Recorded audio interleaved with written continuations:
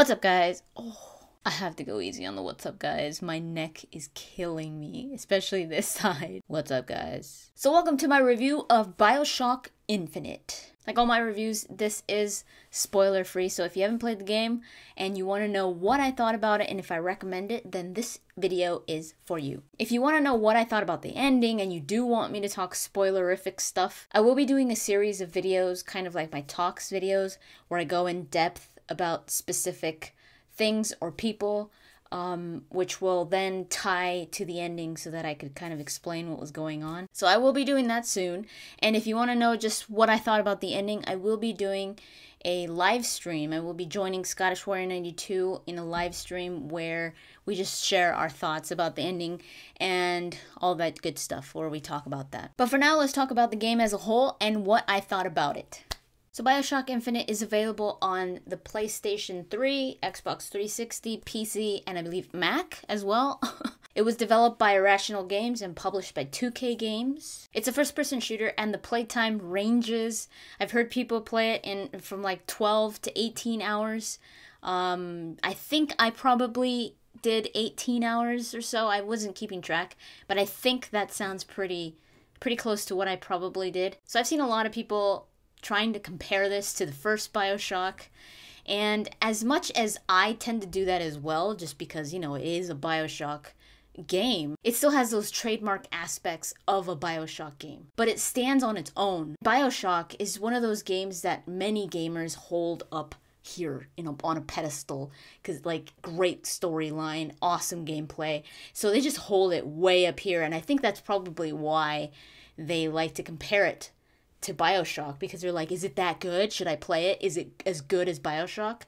My brother asked me that because he's a huge BioShock fan. Like I said, I really think Infinite holds its ground as its own game in a BioShock series and is up there. So I think every BioShock game has been notorious for analyzing or for depicting a specific theme or type of society, either in our past or in current society, or both. Infinite does the same, and it almost takes extra themes and adds it to it, only making the storyline even more intricate and even more compelling. Some people think that Irrational Games probably took it too far with the themes, because some of the main themes are pretty controversial things like religion, racism, and even bigger things that just top on from theme after theme after theme. And some people think that maybe that was too much, or it was too risky of Irrational Games to delve into those themes. But I think they did a great job at the way that they did it. They weren't trying to manipulate you or anything. It was more of like an analysis. As obvious as these themes were, they were used almost as undertones to get reactions out of the characters, because you almost get more authentic reactions from the characters, making you connect more to them. So it's as much as the themes make the game, but what really pushes the game forward are the characters and how the story is developed. When it comes to the gameplay, I had so much fun with it, and that is weird for me because I am not a fan of first-person shooters. It takes a really good game to get me hooked on a first-person shooter. I've tried many first-person shooter games, and off the bat, I know it's not for me. But BioShock Infinite, I got used to it so fast because of how enticing the gameplay was. It was so fun. If you're like me and you find yourself like, I can't play first-person shooters, I'm not good at them, I say the same thing. But I got used to this for some reason, and I think it's because it was so interesting. It was, you immediately clicked with the characters. The protagonist, the character that you are, is Booker DeWitt, and you at least I did. I immediately fell in love with him. I loved him. I mean, from the look on the cover, his look. I've said this in another video. I'm like, man, that guy's hot. So I wanted to know more about him. He just has this look where you're just like, dude, I want to know about who he is. I want to know what's up with him. And the thing that I love the most about the game is that he's voiced, that he talks. That made it so much more interesting for me. As much as people love first-person shooters because of the immersion, because it makes you feel like you're in it and you're the protagonist, I love games that make you follow a character, that make you learn about who that main character is. And I loved his character so much that I wanted to see him. I was like, man, I wish I could see him at least in cutscenes, or at least when you're talking to someone, they should like go in third person and you could see him, kind of like they did with Deus Ex. You know, Deus Ex, Human Revolution was mostly first person shooter, but then it would, when he would go into talking with people, it would go third person and you could see Adam Jensen. I really would have loved to see Booker when he's talking to people, but I think it probably would have taken a lot away from the game. So as much as I would have loved to see Booker, I think it worked the way that they did it. It probably was better that they didn't. And there was like one scene, I think, where you see Booker, and it was a perfect moment, because I think it's in the trailer as well, so this should not be a spoiler. Elizabeth, the other character, the girl, is there. Elizabeth and him, I'm not going to go into why, but they're like falling, and they're in the sky, and they're trying to grab each other. I mean, it's like I think there's like a poster or something like that. They're trying to grab each other's arms or hands. And you see Booker, and you're almost like, for a second, you're just like, is that somebody else? Am I looking at somebody else? But then you're like, oh my God, it's Booker. And it was crazy because you've been in first person the whole time, and then all of a sudden you see Booker, and you're just like, it was a perfect moment too, because you're falling in thin air, and it was almost like that moment of, like almost as if you were falling for a split second. Like, what the? It just took you out of that first person, and then it threw you back in. And I thought that was brilliant. So in BioShock, you had plasmids, and in BioShock Infinite, you have vigors, they're pretty much the same idea. You have different types of vigors, powers, and I've even heard that you could combine them. I didn't know this until after I beat the game, so I don't know if that's just a rumor, or if you really could combine them, like you could get electric crows or something like that. I don't know if you really could do that. If you could, I have no idea how you do it, but that sounds awesome. I would love to go back and try it. But yeah, that's something that I read. I don't know if you really could. If you can, let me know. You have a pretty good variety of vigors to choose from. You get them throughout the game, and you pick up a few very early on. So it makes it really cool because you start using vigors very early on in the game. It's not like you have to wait. I found them all very useful. It's not like, oh, well, I never used that one. I think I used all of them in different situations. They're very fun to do, and you also could upgrade them. Not only could you upgrade the vigors, but you could also wear gears, which are like you could wear different vest pieces. Of course, you can't see it. They don't really change your appearance, but you get different vest pieces or top pieces, pants, different shoes, I believe, and hats. So they all do something different. They saved my life so many times. And you find a lot of them throughout the game, and you could choose which one you want to wear. You could just change. You could go into the menu and change them depending on your situation. Like one of them, I think it was a hat that I used all the time. If somebody melees you or hits you, they'll burn. That came so much in handy. I loved that one. And the gameplay doesn't force you to use your vigors like other types of games where you're just like, I have to use my vigor.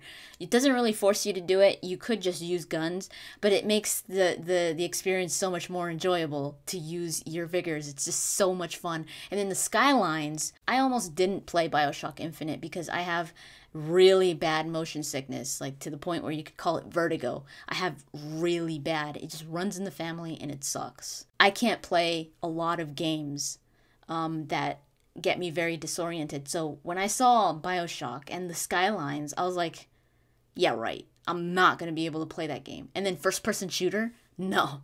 So I was going to stay away from it, but then I found these things.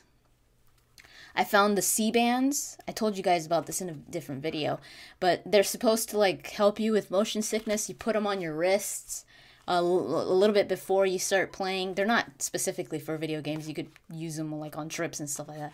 But I would put them on a little bit before I started playing, and then I'd play.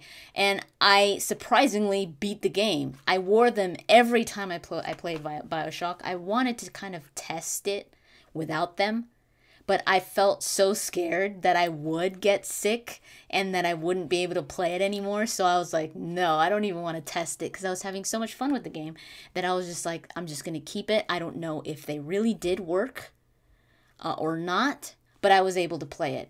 I did feel kind of lightheaded at times. I couldn't play for a long period of time. And I also realized that the skylines, you don't have to go on them. Now, some parts you do.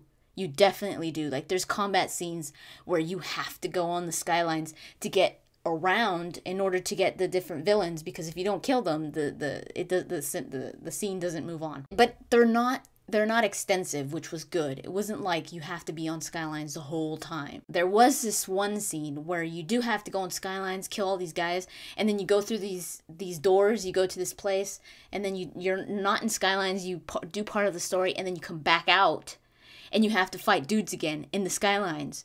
That's when I got dizzy. That's when I was like, I'm feeling sick. So I couldn't do skyline after skyline.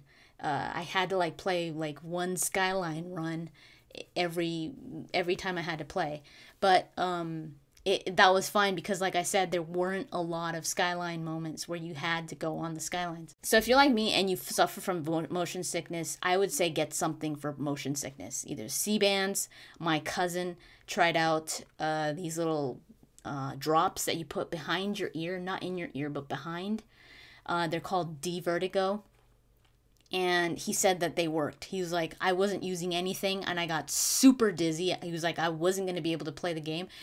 And he got the D-Vertigo and he was able to finish the game. I would definitely go in with something to prevent the vertigo, either vertigo or motion sickness pills or something, or this helped me. But yeah, the Skyline moments were so fun. I thought they were going to make me sick. Like, they were going to make me like, I can't see this. But they were the most epic moments of the game, where you're just like on there and you're being shot out from all these people and you're just like, and you're trying to shoot. It was so cool. I loved it. The music was amazing, like every BioShock game. Gary Shyman is an amazing composer, and just those tunes, those old school tunes added to it, has always made the environment, the setting, the feeling of BioShock be so unique. And it gives you this distorted feeling, like kind of like this is not right. Like, it makes you feel like something's off, because it's this like happy-go-lucky songs, like, you know, that make you want to that make you remember the good times back in the 20s or in the 50s or whatever. But there's like dead bodies all over the place, and it's like dark, and you're just like, you're with a huge gun and you're just like, what the hell? It's just that trademark of every BioShock game, and Infinite has that as well.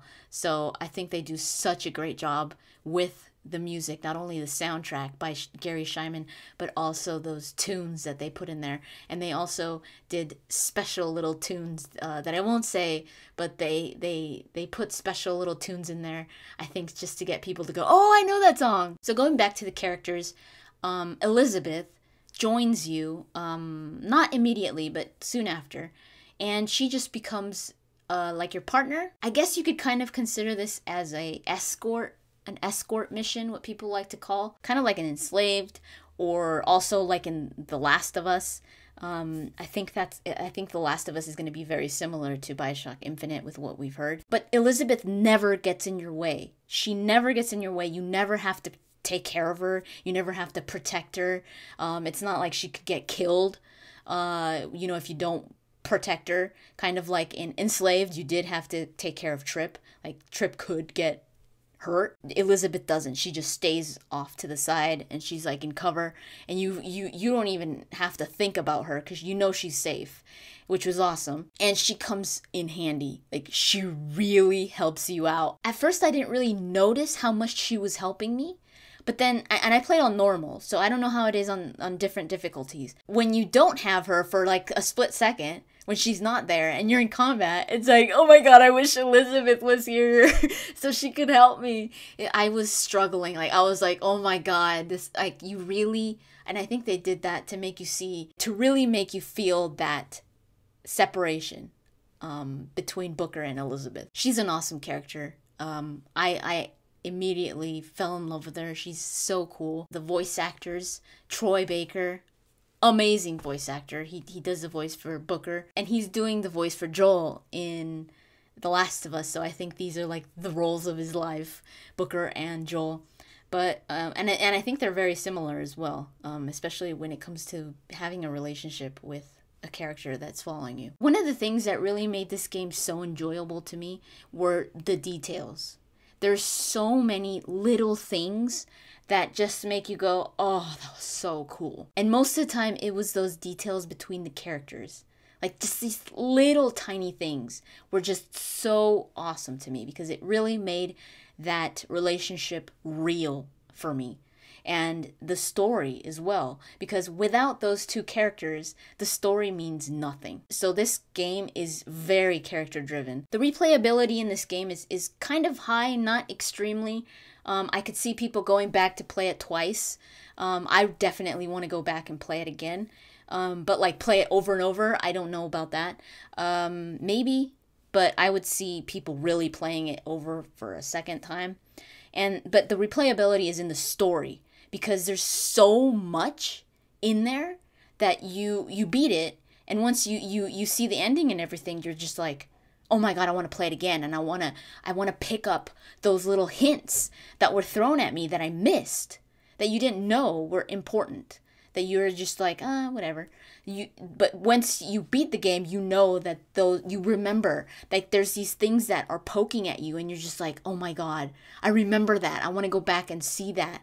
Or I want to go back and listen to that and really pay attention to make the story even more rich at the end. Going into this game, just remember that the story is extremely complex. There are so many themes blended into the story that sometimes you could get kind of lost in how many interesting things there are. But for me, that only made me even more curious and enticed me more to know more and to play it again, because I really want to know everything there is. And I can't wait to do those videos that I told you about, where I go into different characters or different things in the game in order to lead you to what happened, or explain what happened throughout the game and in the ending. So this game definitely gets my seal of approval. It's a lot of fun, it's a very smart game, and it's extremely captivating. So I do recommend it, and if you would like any advice going into this game, I guess the best advice is just pay attention. Thank you so much for watching, and I'll talk to you guys later.